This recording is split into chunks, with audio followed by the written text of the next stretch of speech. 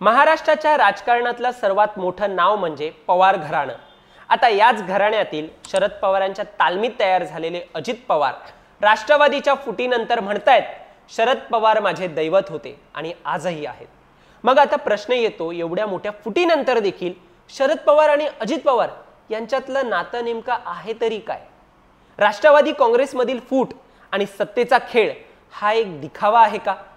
अजितदादांच्या या वक्तव्यामागे नेमकं काय राजकारण सुरू आहे हे सगळं जाणून घेणार आहोत या व्हिडिओच्या माध्यमातून।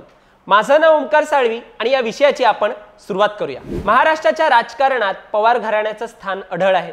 शरद पवारांनी 5 दशकात आपल्या कुशल राजकारणाने सगळ्यांना प्रभावित केले। 1999 मध्ये त्यांनी राष्ट्रवादी काँग्रेसची स्थापना केली, पण 2023 मध्ये या पक्षात मोठी फूट पडली। अजित पवारांनी 42 आमदारांसह पक्ष सोडला आणि सत्तेत सामील झाले। त्यांना घड्याळ चिन्ह आणि पक्षाचं नावही मिळालं, पण याच अजित पवारांनी नुकतंच सांगितलंय की शरद पवार माझे दैवत होते आणि आजही आहेत। आता अजित पवारांच्या या वक्तव्याने असा देखील प्रश्न निर्माण होतो, मग ते भाजप आणि पंतप्रधान नरेंद्र मोदी यांच्याबरोबर का आहेत? आणि अजित पवारांच्या या वक्तव्यामागे कोणती राजकीय खेळी आहे का? या प्रश्नांची उत्तरे जाणून घेण्यासाठी आपण आधी काही घटनांची पार्श्वभूमी जाणून घेऊया।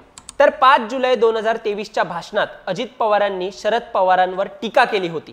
ते म्हणाले होते की वय झालंय, आता आराम करा, मार्गदर्शक व्हा। परंतु शरद पवारांनी अजित पवारांना काही सिरियस घेतलं नाही आणि पक्ष फुटीनंतर 2024च्या लोकसभा निवडणुकीत सुप्रिया सुळे यांना सुनेत्रा पवारांच्या विरोधात उभं करून त्यांना जिंकवून आणलं आणि त्यावेळेला अजित पवारांना कळून चुकलं, जर शरद पवार यांच्यावर टीका केली तर ही टीका बाउन्स बॅक होणार। कट्टू त्यांचं कालचं वक्तव्य जे त्यांनी पिंपरीमधील विधानसभेचे उपाध्यक्ष अण्णा बनसोडे यांच्या सत्कार्याच्या कार्यक्रमादरम्यान केलं। त्यावेळी अजित पवार म्हणाले की आम्ही घेतलाच ना निर्णय, घरात आम्हीही शरद पवारांना दैवत मानत होतो, आजही मानतो, पण आज देशाला मोदींसारखा मजबूत नेता मिळालाय आणि त्यांच्या पाठीशी उभं राहणं आणि देशाची प्रगती करणं महत्त्वाचं आहे। आता अजितदादांचे हे वक्तव्य नक्कीच सूचक आहे। त्यांच्या या वक्तव्यामागे नेमकं काय राजकारण सुरू आहे आणि याबद्दल राजकीय विश्लेषकांचं एकंदरीत काय मत आहे हे आपण मुद्देसूद पाहूया। एक म्हणजे राष्ट्रवादी सत्तेपासून दूर राहू शकत नाही। मोदींची सत्ता येते तेव्हा वैचारिकदृष्ट्या मोदी बरोबर जाणं हे शरद पवारांना परवडणारं नाहीये। मात्र तरीही पवारांचा कल हा नेहमी मोदींना पाठिंबा देण्यात राहिलाय। यावर एक वेगळा व्हिडिओ आम्ही तयार केलाय। हा व्हिडिओ संपला की तो तुम्हाला सजेस्ट होईल, तेव्हा त्यावर क्लिक करून तुम्ही तो व्हिडिओ नक्की बघा। मात्र या सगळ्यात प्रश्न निर्माण होतो तो म्हणजे मोदींना पाठिंबा देण्यासाठी सुप्रिया सुळेंचा विरोध आहे का?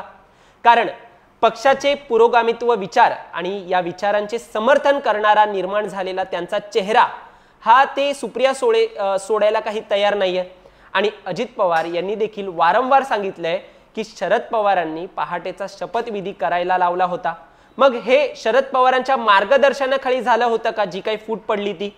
आणि अजित पवारांच्या या वक्तव्यामुळे हे म्हणण्यात स्कोप देखील येतो, मग याला विरोध हा लेकीचा म्हणजे सुप्रिया सुळेंचा होता का?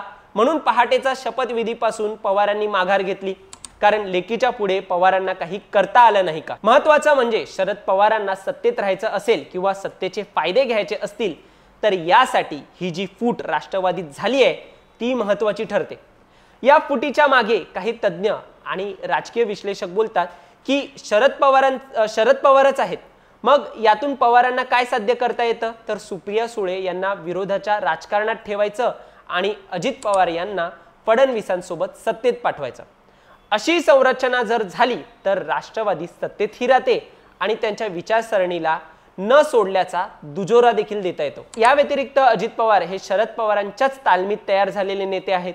आज अजित पवार यांच्याकडे पश्चिम महाराष्ट्राची जी ताकद उभी राहते ही देखील शरद पवारांचीच देण आहे, कारण शरद पवार केंद्रातील राजकारणाची मूठ बांधण्यात व्यस्त असताना अजित पवारांकडे त्यांनी ही जबाबदारी दिली होती आणि त्यांनी ती निष्ठेने पार देखील पाडली। आणि म्हणूनच अजित पवार दगाफटका करून शरद पवारांना सोडून जातील ही शक्यता कमी असल्याचे तज्ञांचे म्हणणं आहे।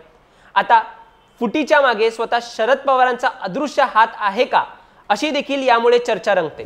आता हे अजित पवारांनी जे दैवत असल्याचं वक्तव्य केलंय त्यातून व्हिडिओ संपवताना एकच प्रश्न किंवा एक शक्यता निर्माण होते का हे तुम्ही आम्हाला कमेंटमध्ये सांगा। उद्या समजा काही राजकीय घडामोडी अशा घडल्या ज्यात महाविकास आघाडीला सत्तेत येण्याची चिन्ह आहेत, मात्र काही नेमक्या जागांमुळे ही सत्ता येण्यासाठी अडचण निर्माण होते। अशा वेळेत शरद पवारांना सत्तेत यायचंय तर अजित पवार बेस्ट ऑप्शन असतील का?